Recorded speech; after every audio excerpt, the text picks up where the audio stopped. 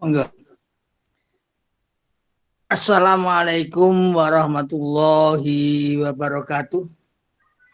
Waalaikumsalam warahmatullahi wabarakatuh.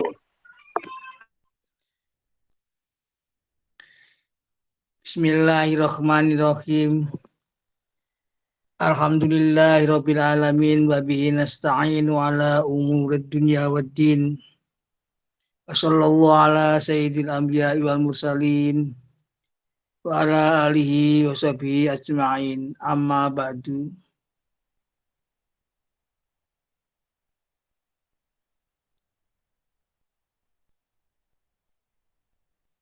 Sampunipun tahmid sholawat,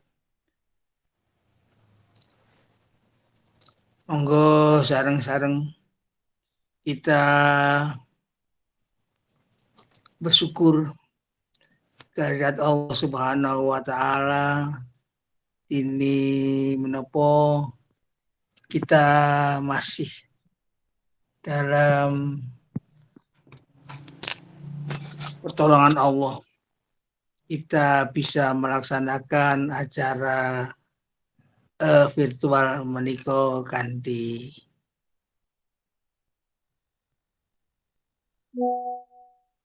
pertolonganipun Allah, kebahagiaan kita bersama-sama. Sholawat, salam, tunjuk ngarsa dalam Gusti Allah Subhanahu, tunjuk Kanjeng Nabi Muhammad sallallahu alaihi wasallam. Mugi kita dapat syafaatipun benjang. Hari ini kados ingkang sudah kita share bahwa kesempatan untuk mengemukakan topik pembahasan adalah Bapak Dr. Slamet kanthi irah-irah memperdalam persepsi pengenalan kita tentang 3 dimensi keberadaan kita sebagai manusia hamba Allah, yaitu konsep kita tentang kehidupan kita, jasad kita, jiwa kita, roh kita menggah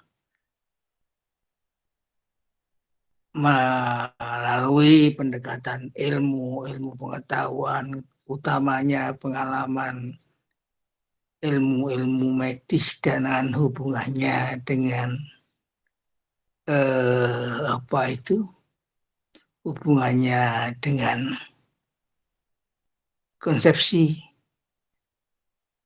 spiritual kita, agar kita lebih bisa mudah memahaminya dan bisa mengikuti dengan konsepsi sadar Allah yang kita miliki. Hari ini monggo Pak Dokter kula sumanggaaken wekdal dateng panjenengan seluas-luasnya. Manggaken Pak Dokter. Ya, terima kasih. Turun, Mas Zain. Assalamualaikum warahmatullahi wabarakatuh. Waalaikumsalam warahmatullahi Waalaikumsalam wabarakatuh. warahmatullahi Alhamdulillah. Bapak, rekan-rekan yang para peserta ini yang bisa hadir di majelis virtual ini, ya masih sepi ya, masih tidak terlalu banyak, tapi istiqomah. Salut Mas Zain, Mas Doni untuk memelihara keistiqomahan ini. Dan mohon maaf, saya diberi tugas dan ya meskipun sering diberi tugas ya tetap dilaksanakan meskipun bagaimanapun juga ya. Ada saran beberapa kok yang dibahas kok itu aja padahal sudah banyak dibahas. Ya monggo ini nanti karena banyak orang ya mungkin pengalamannya masing-masing. Pak Jaka, monggo Pak Jaka.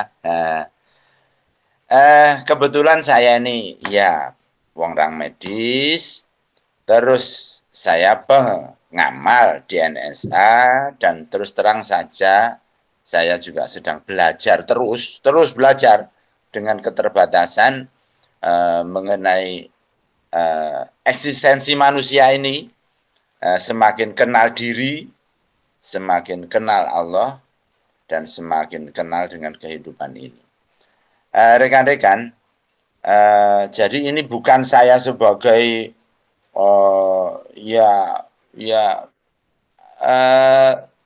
hanya kebagian giliran begitu saja, dan saya menyampaikan sesuai dengan persepsi saya sebagai orang yang belajar dari dasar sebagai seorang medis. Rekan-rekan, kita sudah pendahuluannya, terus terang aja kita sudah berkali-kali membahas dan berbagai personil yang membahas, yang membicarakan memang trio ini ya, roh, kemudian jasad, kemudian jiwa. Baik, memang sudah pernah kita bahas dulu tentang roh ini. Allah sudah memberi sinyal. Manusia itu diberi ilmu tentang roh itu, tapi sedikit ila qalila. Jadi, tetapi walaupun sedikit, tapi ya saya sebagai orang medis, terus terang saja kemarin ya mendapatkan ya katakan ilham, mendapatkan masukan dari berbagai hal, sehingga ini kemarin mungkin Mas Doni juga ingat itu hubungannya roh itu dengan yang ditiupkan oleh Allah saat proses kejadian manusia di dalam kandungan, sehingga dengan roh itu manusia itu menjadi mampu untuk sistem ya suatu ditiupkan dimasuki sistem informasi oleh Allah SWT. Kalau dalam dunia medis itu sistem informasi yang paling dasar itu adalah namanya DNA. Itu ada di inti sel, ya DNA. Itu yang membawa pesan-pesan berbagai hal itu melalui rantai protein, rantai molekul di dalam DNA itu. Jadi intinya ditiupkan suatu sistem, istilahnya diinstal oleh Allah SWT dengan ruhnya, sehingga jasad manusia menjadi bisa hidup, menjadi bergerak dan berkemampuan. Jadi dengan roh itu menjadi bisa melihat, mendengar, kemudian hati nurani. Nah, sekarang rekan-rekan yang kami hormati, ini saya tanya. Kalau kita di dalam rahim, itu bernafas dengan hidung apa tidak? Nah, kalau di dalam rahim itu kita tidak bernafas dengan hidung kita. Tapi untuk mendapatkan oksigen, nunut oleh Allah dinunutkan melalui plasenta, ari-ari itu, sehingga oksigennya diperoleh dari ibu. Tetapi begitu ditiupkan ruh menjadi hidup, itu yang tanda hidup itu adalah detak jantung. Sehingga bisa detak jantung itu sudah ada. Berarti sistem sirkulasinya sudah ada. Hidup. Cuman bernafasnya tidak pakai hidung, tetapi ikut mendapatkan oksigennya dari plasenta ibu. Begitu. Rekan-rekan kami hormati, maaf ya, di dalam ilmu Jawa itu kan ada kakang kawah di hari-hari ya, itu tuh karena kawah, air ketuban itu hari-hari itu plasenta itu ya. Kemudian proses berlanjut waktu lahir. Nah, waktu lahir itulah mulai ada nafas. Mulai ada nafas. Jadi organ pernafasan mulai bekerja saat dilahirkan. Karena untuk mendapatkan oksigen perlu pernafasan melalui paru-paru karena kita manusia. Kalau ikan itu melalui insang itu. Nah, ya itu ya. Jadi setelah kita lahir, maka di situ dalam proses kehidupan itu ada nafas. Jadi ini mohon maaf, jadi kalau kita tarik nafas itu berarti kita mendapatkan dinafaskan oleh Allah, hidup. Kemudian kalau kita keluarkan nafas, sebetulnya nafas terakhir itu menjadi mati. Nah, karena kita masih diberlangsungkan hidup oleh Allah, maka sebetulnya kita itu tarik nafas itu hidup, keluar nafas mati. Jadi sebetulnya latihan mati itu sudah tarik nafas hidup, keluar nafas mati. Cuman bukan nafas terakhir. Nah, kalau sudah nafas terakhir, mati. Rekan-rekan kami hormati, jadi dengan ditiupkan oleh Allah itu, maka sistem dari kehidupan itu mulai berlangsung. Di situ ada organ-organ, kalau di dalam tubuh manusia itu sekarang menginjak kepada menginjak kepada jasad. Ya, jadi kehidupan jasad ini adalah kumpulan dari sel-sel, kemudian menjadi organ, kemudian menjadi sistem. Ada sistem pernafasan, ada sistem sirkulasi darah, ada sistem pencernaan, ada sistem saraf, ada sistem reproduksi, ada sistem penglihatan, indera itu ya, indera ada penglihatan, pengucapan, pendengaran. Kemudian ada sistem saraf pusat, kemudian ditambah lagi ada hati nurani. Baik rekan-rekan yang kami hormati, jasad ini kalau dalam ilmu kedokteran, kalau terjadi kematian, maka kematian itu dimulai dari tidak bernafas dulu, nafas terakhir. Nah, tidak bernafas itu kadang-kadang jantungnya itu masih berdetak, sehingga kalau di kelistrikan itu jantung itu bisa direkam dengan namanya EKG, elektrokardiogram. Jadi kematian itu dari kematian mulai berhenti nafas, kemudian berhenti jantung, kemudian terakhir adalah berhentinya sistem saraf, kelistrikan saraf. Kelistrikan saraf itu bisa direkam dengan namanya EEG, elektroensefalogram. Jadi kematian yang sudah final itu kalau sudah terjadinya kematian otak. Lah tandanya kalau dokter melihat itu adalah di mata itu ada yang itu pupil itu kalau disentri seret itu sudah tidak bisa kembang, mengomingkup itu sudah tidak bisa berkembang, jadi tetap mengo. Kalau disentri seret gitu masih mingkup itu berarti dia masih otaknya masih fungsi. Tapi kalau sudah tidak fungsi, maka kalau disentri mata itu maka pupilnya itu sudah menteleng, melorok gitu. Jadi berarti sarafnya sudah kematian. Rekan-rekan yang kami hormati, sepintas.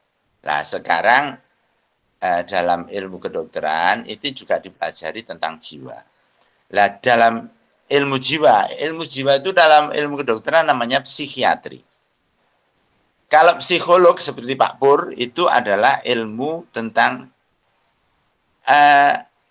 jadi kalau jiwa itu kalau dalam ilmu kedokteran nanti pendekatannya dengan medis kimiawi, bisa dengan elektrik.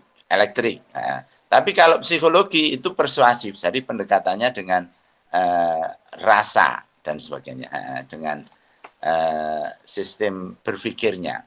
Kalau dokter itu kalau ada gangguan jiwa maka pendekatannya dengan obat kimiawi. Nah, dalam ilmu kedokteran jiwa itu jadi jiwa itu ada bisa dibaca bentuk, jalan dan isi.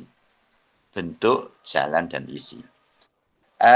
Dari bentuk, jalan dan isi itu kalau normal maka harus sinkron. Oh, sinkron.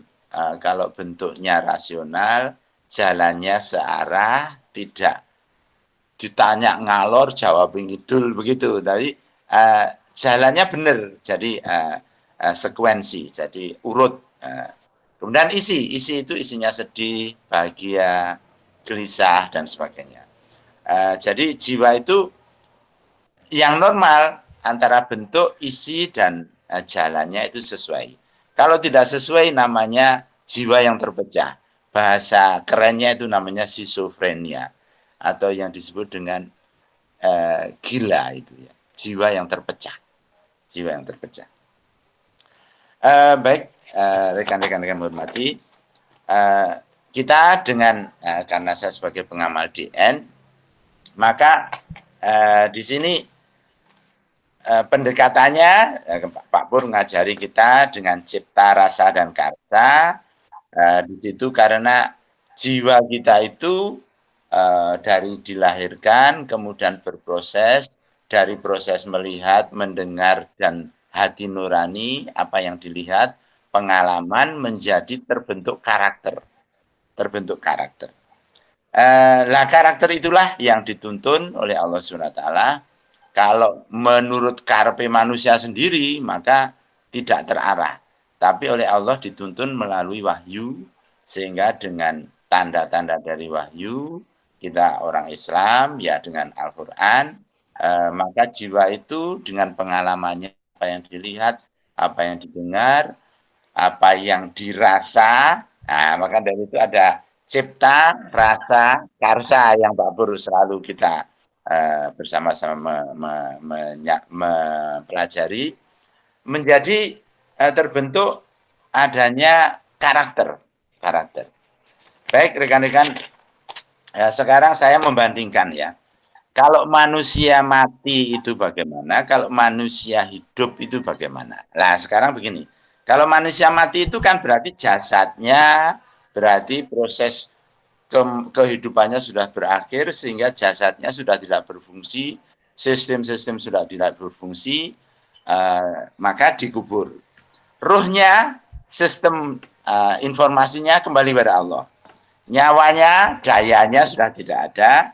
Lah jiwa inilah yang kembali pada Allah untuk mempertanggungjawabkan menghadap Allah, untuk mempertanggungjawabkan apa yang telah dilaksanakan dalam perjuangan di dunia ini. Nah kalau manusia hidup itu ada bio, psiko, sosio, spiritual.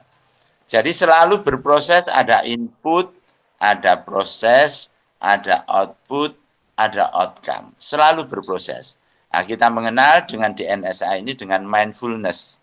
Nah, dengan mindfulness ini jasad kita itu yang oleh Allah diberi potensi dengan roh, mampu mendengar, melihat, punya hati, akal budi, beraktivitas, berkemauan.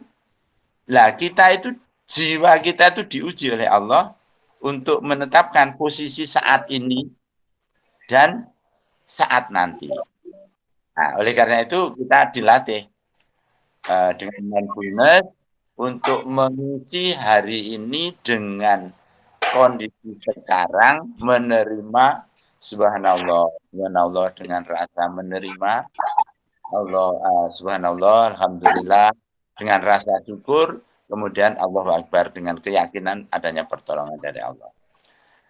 Baik rekan-rekan, ini untuk memancing saja topik ini karena kebetulan saya orang medis, tetapi seperti yang disarankan oleh rekan-rekan yang di grup itu di DNSA Jawa Tengah, Jawa Timur, topik ini kan sudah banyak yang membahas. Kok terus dibahas itu loh?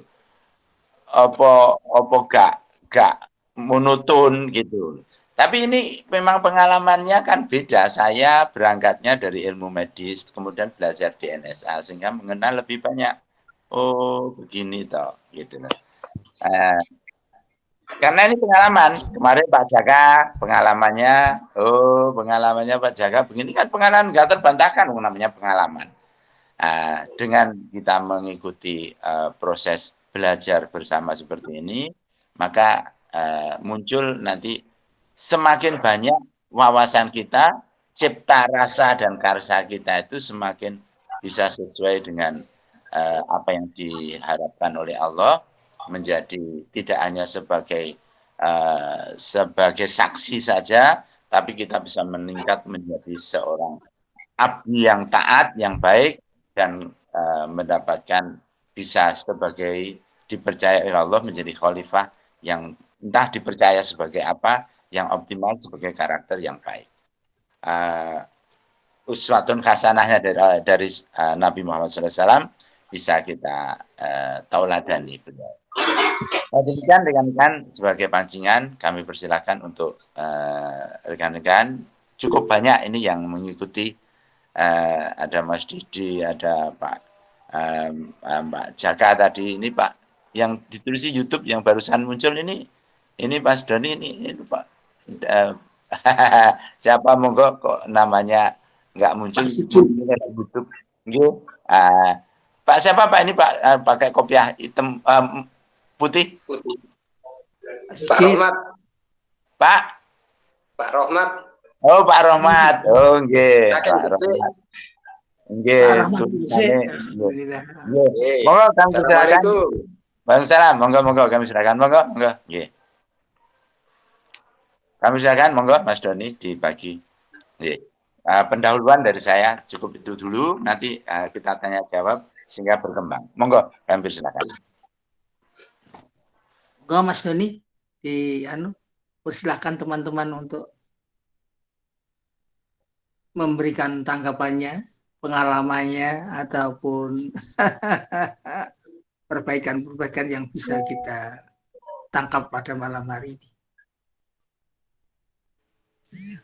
Mohon izin saya ngawali untuk merespon sekaligus bertanya. Ini memang selalu pembahasan unik ya. Kalau kita ngomong-ngomong tentang diri kan, seolah-olah itu kayak nggak ada habisnya. Jadi gini Pak Dokter, tadi kan sempat disinggung kalau mati itu kalau pikirannya sudah tidak aktif gitu ya Pak Dokter, kalau nggak salah tadi ya, atau sudah off atau gimana tadi ya, saya kurang, ini saya terlewat. Cuma yang jadi pertanyaan saya gini Pak Dokter, kondisi orang tidur itu bagaimana ya, karena kalau secara pengalaman mungkin kalau kita belajar tentang tidur misalnya, itu kan seperti terpecah ya, otaknya diam, tidur lah katakan otaknya. Tapi kita bisa mengamati itu kita yang sedang tidur, misalnya seperti itu. Sedangkan tadi juga saya sempat dengar orang gila itu kalau jiwanya terpecah-pecah. Apakah itu maksudnya misal karep utek karepnya kehendaknya otak itu misalnya ingin A, jiwanya ingin B, tapi kaki dan tangannya ternyata melakukan C, atau bagaimana ya sebenarnya kegilaan itu, atau bagaimana gitu. Nah mungkin ini bisa kita olah-alik, barangkali nanti kita bisa lebih memperbaiki diri dan lebih sinkron lagi, lebih manunggal dengan diri kita sendiri sehingga panggil dengan Allah yang Maha Tunggal. Monggo, sementara itu dulu untuk pertanyaan dari saya. Ya, terima kasih Tepat. Pak Zain, sebentar. Ini, jadi mati, tidur, dan gila. Baik, tadi saya ngomong mati. Jadi mati itu tadi ada mati suri, itu berarti nafasnya saja berhenti, tapi jantungnya masih berdetak. Sehingga ada, kalau jantungnya tidak berdetak, masih ada upaya dengan pijat jantung. Kemudian ada usaha pernafasan buatan itu, ditiup itu.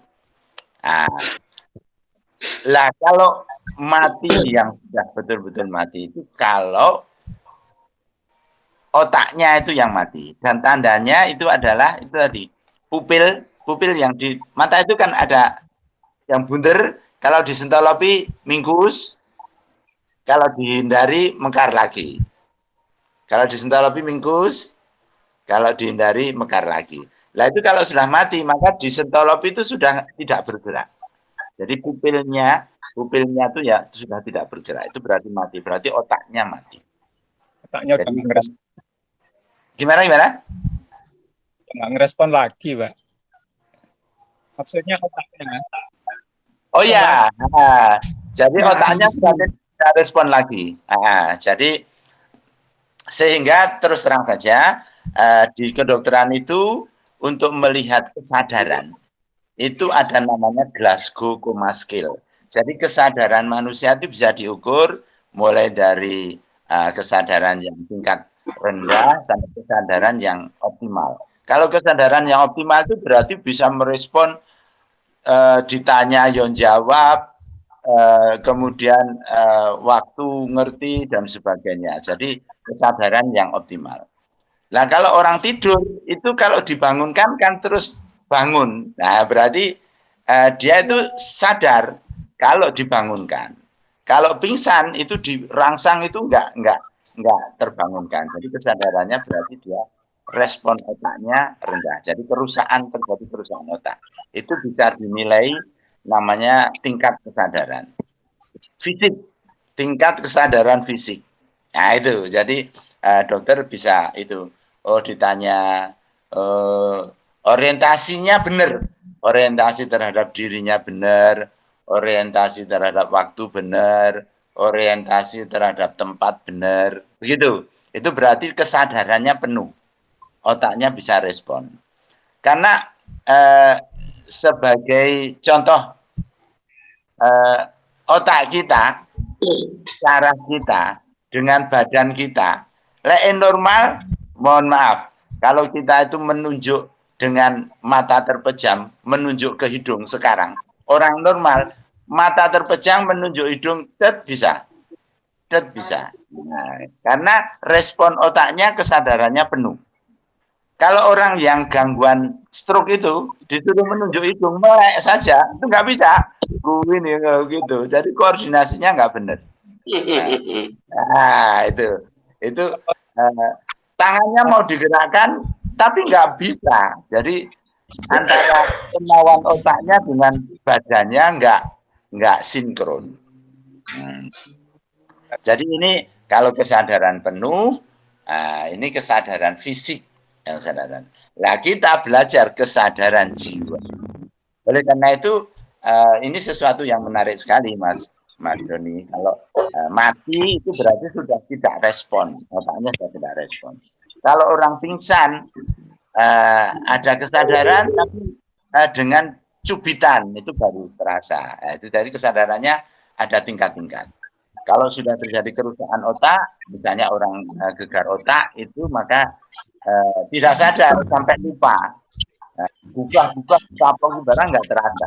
Nah, itu ya. Itu orang koma, itu yang titik itu berarti.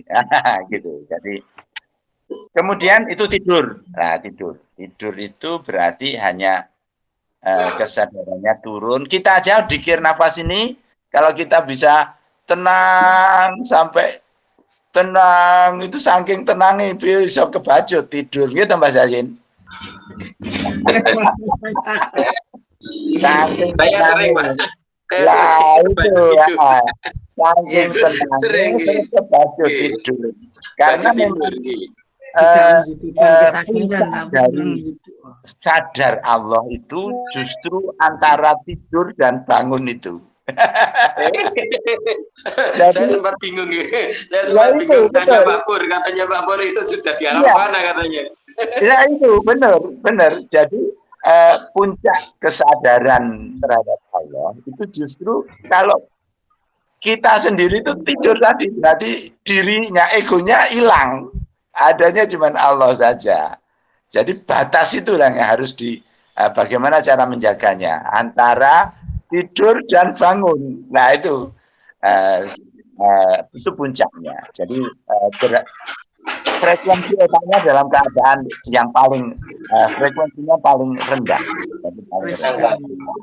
Ya itu tadi tertidur, bablas. Dan orang tidur itu dalam istilah Al-Quran jiwanya digenggam oleh Allah. Ya. Nanti kalau masih hidup, diberi kesempatan hidup, dikembalikan lagi jiwanya. Kan banyak orang yang tidur bablas meninggal kan banyak toh? Banyak. Makanya doa ada kita. Mas ipar saya juga begitu, tidur Banyak bablas. Buddha tidur makanya doanya itu Bismillahirrahmanirrahim. Jadi kalau doa tidur itu Mas Rahmat kan umpamane mati dalam keadaan Islam kan ngono toh. Sebabnya memang sangat sadar ini dibalik nih Gusti Allah, masih diberi kesempatan hidup gitu. Itu tidur. Nah, sekarang kalau gila. Jadi gila itu remnya blong. Jadi dalam istilah medis tadi antara bentuk, isi dan jalan jiwanya itu enggak sinkron. Jadi ini loh sehat. Jadi kalau ada istilah mensana en konkurensana enggak bener itu. Wong edan kae yo awake sehat yo akeh malah mangan apa-apa barang rapopo.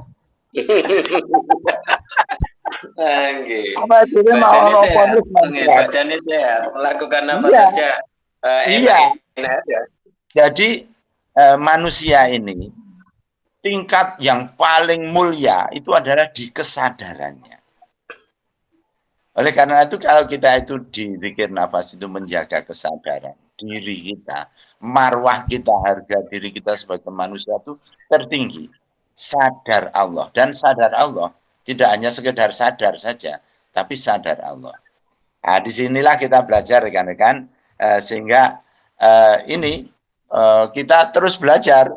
Jadi supaya kesadarannya ini betul-betul kita merasa dekat dengan Allah, ada kepasrahan, dan sebagainya, sehingga kita terus memang belajar menyadari diri, keterbatasan diri, bisa segala sesuatu itu hanya karena la haula wala quwata illa billah.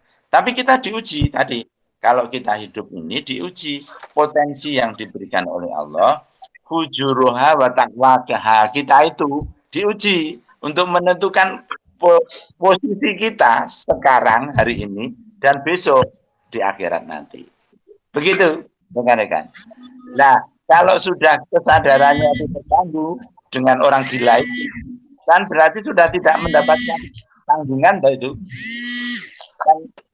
Kan oleh wong edan kan wis ra duwe tanggungan. Kan syaratnya mendapatkan melaksanakan syariah kalau akil balik. Nah, kalau balik akalnya nggak sehat, ya berarti dia sama dengan sudah terputus dia sebagai jiwa. Jadi orang gila itu wong edan kuwi bebas. Wong edan kuwi bebas. Nah gitu. Jadi kita ini memang menjaga kesadaran ini yang paling utama.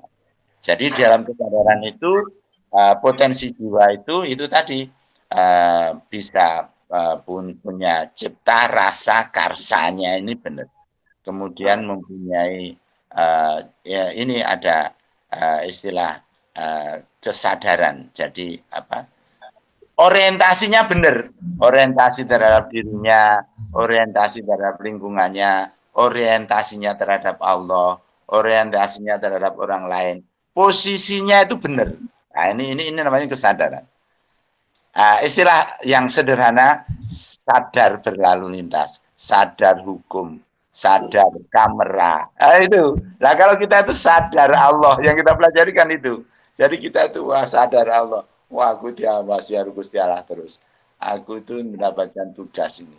Oh, ini. Jadi tahu diri, peka terhadap tanda, dan melaksanakan ATP dengan benar. Demikian, Mas Joni, mungkin sepintas pencerahan. Monggo untuk yang lainnya. Anggelet, Pak. Monggo Mas Didi. Oke. Nek kula ngarani sadar. Itu hadir. Paham itu namanya sadar. Jadi kalau kepada Allah kita hadir dengan Allah dan dengan pas kula pikiran kula pun sadar, soalnya mboten hadir. Itu pemahaman saya, Pak. Dan saya kok putus-putus nggih Mas Didi nggih? Kok putus-putus? Itu dua. Siapa-siapa? Yang lainnya dimatikan. Diulangi lagi. Mas Didi diulangi lagi. Anu putus-putus Mas Didi. Ya. Tiga. Halo? Abon, Oke, diulangi lagi Mas Didi. Putus-putus. Ya. Oh, ya menurut saya nggih Pak. Namanya hadir kita. Hadir. Paham. Kita hadir secara fisik. Namanya jadi belum sadar. Oh juga sama. Kita dan sadar itu seperti itu. Kalau kita belum hadir berarti belum sadar. Gelambiar, pikiran nggak hadir, cinta nggak hadir, biar unik kan, badan hadir, itu harus. Matur nuwun. Ya. Baik, rekan-rekan, dari Pak Didi masukannya. Terima kasih. Sadar itu identik dengan kehadiran. Ya, kehadiran. Betul. Jadi kita sholat, tapi kok enggak hadir, tidak menghadirkan, ya berarti enggak sadar dari sholat. Sholat tidak dadi. Ya, betul. Hadir, paham Mbak. Paham. Ya. Respeknya. Ada respek dengan dia. Nah, respek berarti ya. Ada respeknya. Ada respek kan mesti ada. Saya dengan itu ada ikatan. Respek belum ada ikatan. Ya. Matur nuwun. Ya. Mungkin ditambahi rekan-rekan nanti. Jadi memang dalam belajar sholat khusyuk itu terus terang aja kita itu kan hadir, menghadirkan Allah. Allah hadir. Mohon maaf. Kalau Nabi kan pernah ditanya, kalau Allah itu kedekatannya sampai seberapa?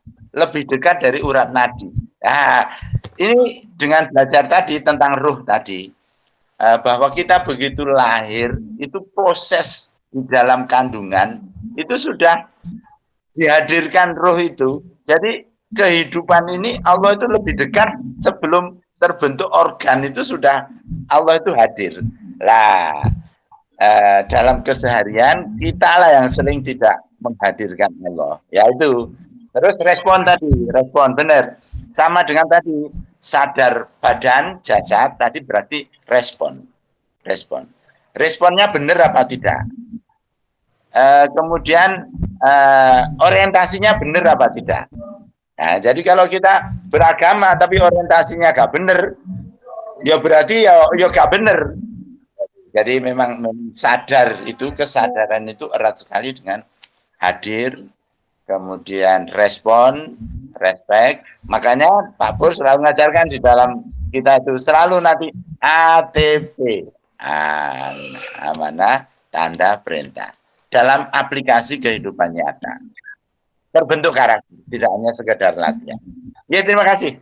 Ya, monggo berikutnya. Mali.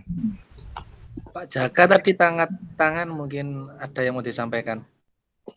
Iya. Assalamualaikum warahmatullahi wabarakatuh. Waalaikumsalam.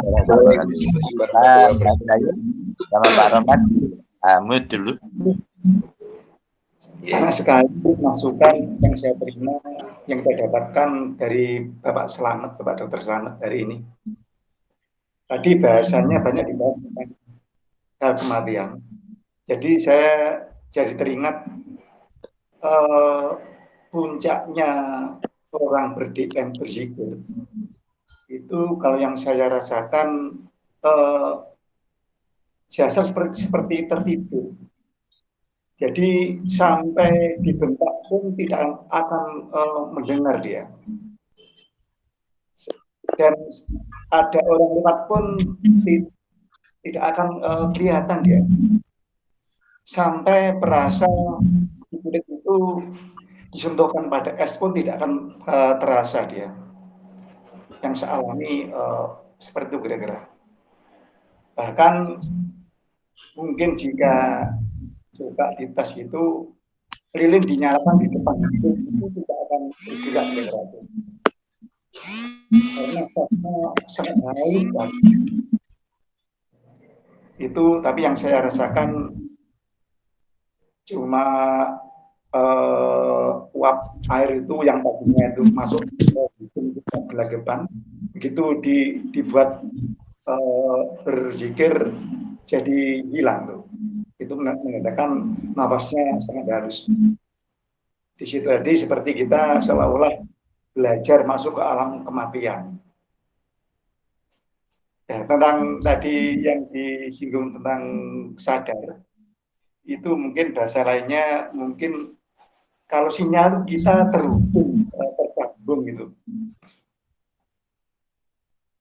Jadi ketika kita melakukan DN atau salah, lah sinyal kita tersambung atau enggak dengan Allah, nah, itu yang dikatakan sadar keras seperti itu.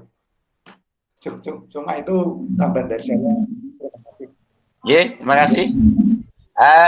Mantap. Ini mungkin ada contoh yang ekstrim. Sayyidina Ali ya, waktu kena panah itu ya. Ambil panah saat saya sedang sholat.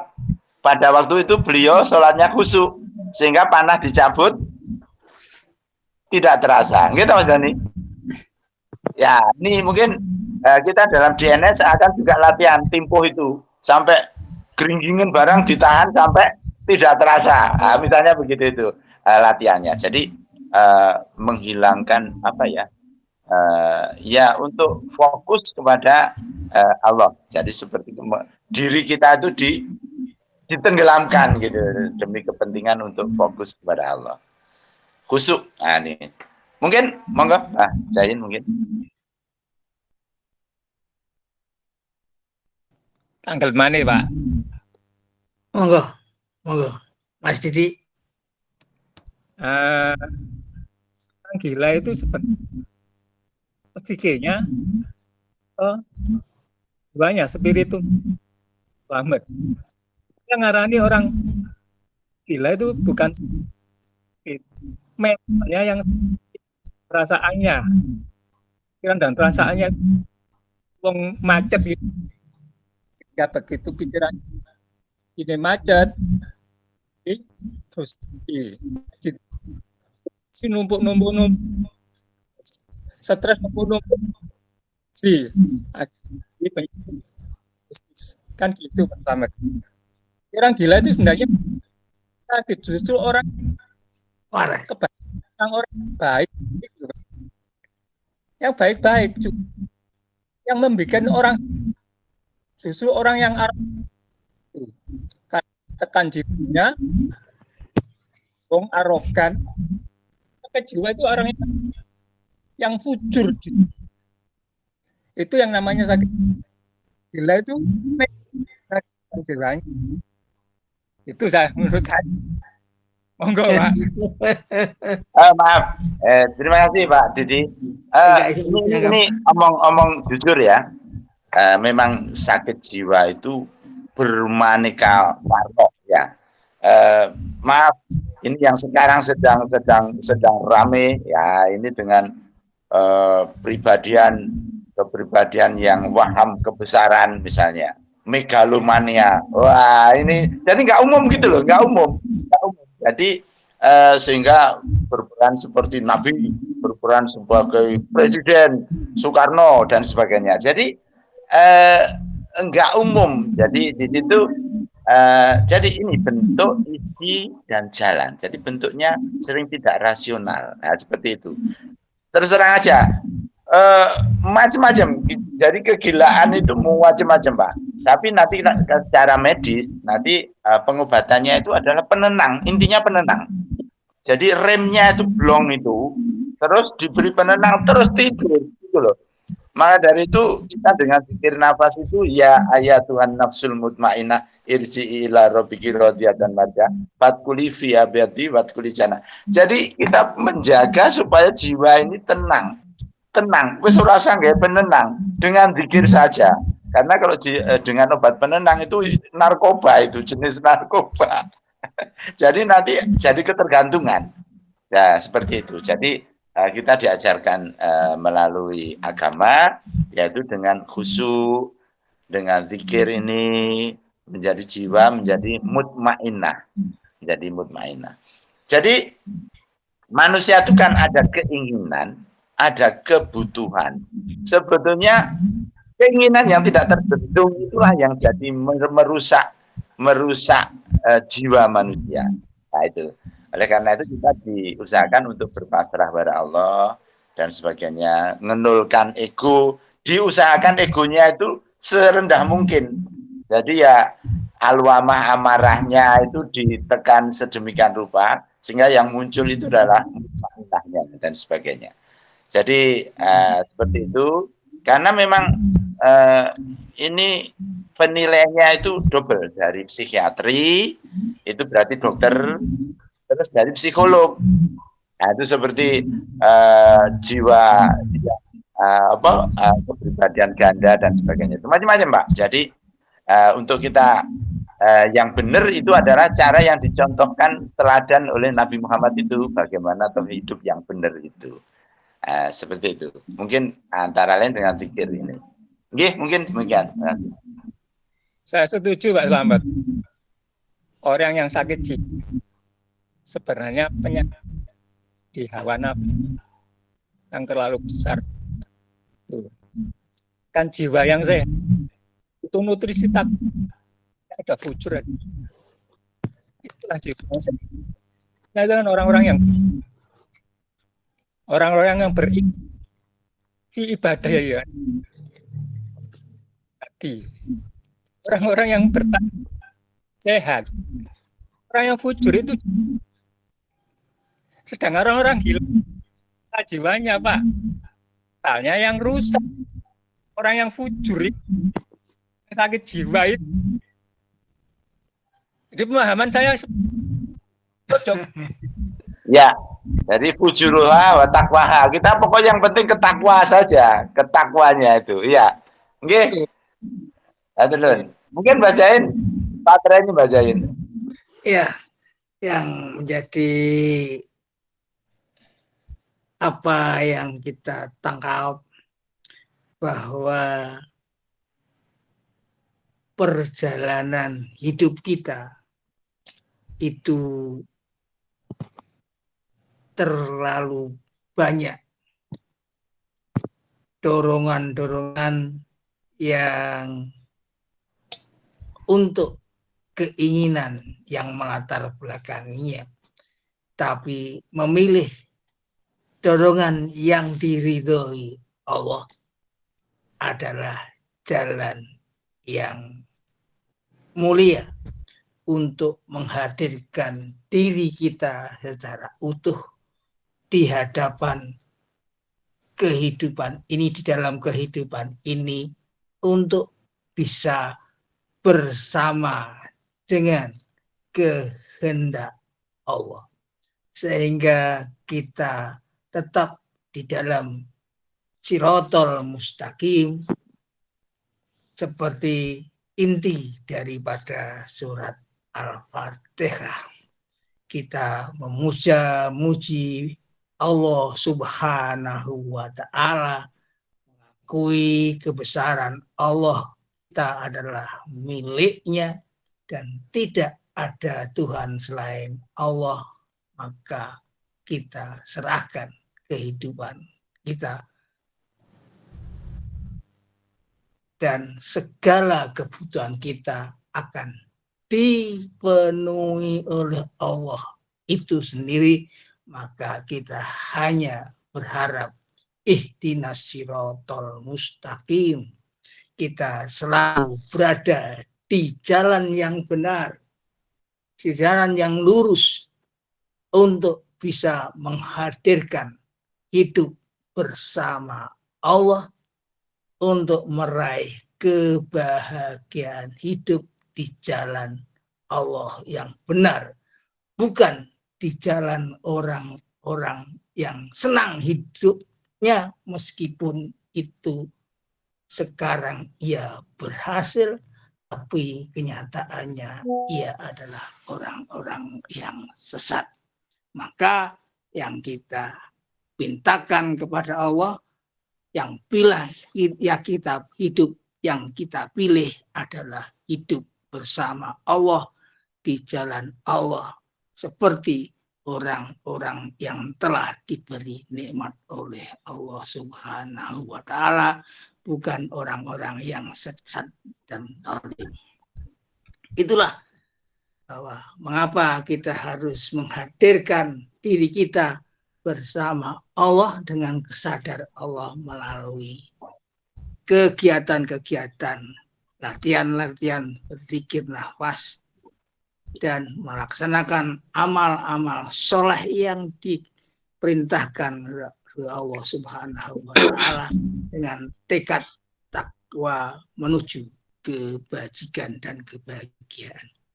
Saya kira untuk itu kita bisa pungkasi apa yang saya sampaikan itu adalah kata akhir yang bisa kita tangkap untuk pembicaraan malam hari ini. Intinya bahwa hidup itu berlapis-lapis kenyataannya. Manakala kita sedang lapisan kasar kita, jasad kita, lapisan ruh adalah hidup kita dari Allah Subhanahu wa Ta'ala. Jiwa kita adalah cita kita dengan hidup di jalan Allah akan beruntung. Yang hidup di luar kendali Allah adalah yang sesat. Mudah-mudahan kita akan dapat meraih kebahagiaan dunia tersebut. Wonten kata akhir Pak Slamet. Baik, rekan-rekan, matur nuwun Mas Yain. Baik, rekan-rekan. Jadi apapun istilahnya, karena terus terang aja saya pernah menyampaikan kepada Mas Yain, Mas Doni, memang yang namanya roh jiwa ini sesuatu yang kita tidak melihat ya dengan indera kita. Jadi memang kita tidak boleh bosen-bosennya untuk memperdalam. Terus yang penting, dalam kehidupan nyata itu bagaimana jiwa kita itu mendapatkan energi dari Allah itu dengan melalui roh itu, sehingga kita itu bisa selamat gitu loh, selamat di jalan yang lurus, seperti yang disampaikan Mbak Jain tadi, dengan menekan bagaimana ego kita itu bisa di istilahnya ya itu tadi berpasrah pada Allah SWT, menerima, mensyukuri dan yakin dengan pertolongan Allah dengan 3T itu sederhana memangnya. Ini sistem dari DNSA ini sederhana sekali, tapi aplikatif, tetapi terus harus memang kita belajar. Dan mohon maaf, ini versi yang saya sampaikan karena dengan ilmu saya sebagai seorang medis, mungkin ada kekurangan, mohon maaf. Demikian, terima kasih. Terima kasih. Wassalamualaikum warahmatullahi wabarakatuh. Yeah. Waalaikumsalam warahmatullahi wabarakatuh. Monggo Mas Doni dipun Waalaikumsalam warahmatullahi pun pandu untuk penutupan. Monggo Mbah Yayin mawon yang sepuh kula ndherekaken makmum.